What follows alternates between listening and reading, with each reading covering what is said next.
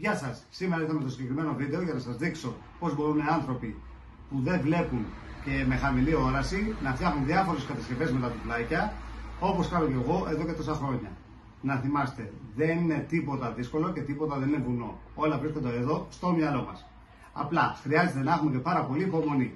Έλα εδώ κάμερα. Ξεκινάει το μάθημα. Πιστεύω να είστε όλοι εδώ πέρα, γιατί στο τέλος θα πάρω απουσίες. Ωραία. Εδώ πέρα που λέτε παιδιά είναι τα τουβλάκια. Τα τουβλάκια όλα αυτά πιάνοντας το καθένα είναι σε διάφορα μεγέθη. Και από πάνω έχουν διάφορες τελίτσες που εμείς ψηλαφίους μπορούμε να τις καταλάβουμε έτσι με το δάχτυλο. Και εδώ πέρα τώρα αυτό είναι 1x1 παραδείγματος χάρη. 1x2 υπάρχει, 1x3, 1x4, 1x6, 1x8. Και υπάρχουν και τα πιο φαντιά τουβλάκια που είναι 2x2, που έχουν 4 τελίτσες, είναι σαν κύβος. 2x3 που είναι 6, 2x4 8, 2x6 12 και 2x8 16.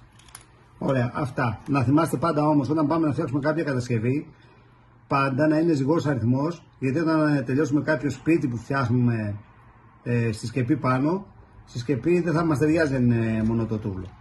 Ωραία, τώρα θα σας πω εδώ πέρα, όταν παίρνουμε τα τουβλάκια τώρα 2x4 παραδείγματος χάρη, έχουμε πιάσει, δεν τα βάζουμε ποτέ το ένα πάνω ακριβώς από το άλλο. Γιατί πάνω από το άλλο γίνεται σαν τείχος και όταν το ακουμπάμε πέφτει. Δεν δένονται καλά τα τουβλάκια.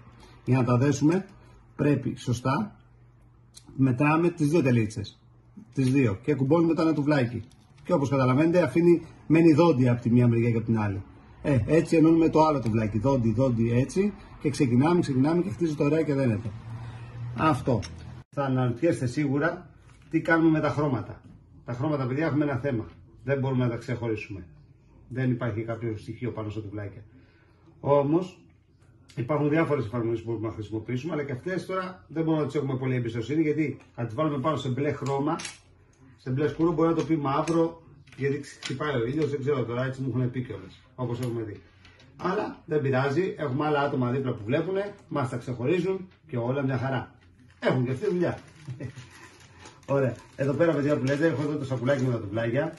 Εδώ πέρα έχω κολλήσει μία ετικέτα. Έχω κολλήσει μία ετικέτα πάνω. Αυτή η ετικέτα είναι από το στυλό Pen Friend, που αυτό είναι πάρα πολύ χρήσιμο εργαλείο για εμάς. Γιατί μπορούμε να ηχογραφήσουμε ό,τι θέλουμε και ακουμπώντας πάνω σε αυτό το καρτελάκι, σε αυτή την ετικέτα να μας το πει. Κάτσε να τον ανοίξω να τον ακούσετε.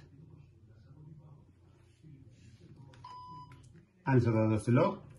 Εδώ ακούτε τώρα, κουμπάω πάνω στην ετικέτα. Τουβλάκια κίτρινα σε διάφορα μεγέθη. Βλέπετε, εδώ πέρα είναι τα τουβλάκια τα κίτρινα. Τώρα παίρνω το άλλο σακουλάκι. Εδώ πέρα πιάνω την ετικέτα και ακουμπάω πάλι το στυλό πάνω. Τουβλάκια μπλε σκούρο σε διάφορα σχήματα. Βλέπετε, εδώ ήταν τα μπλε τουβλάκια σε διάφορα σχήματα. Το κλείνω.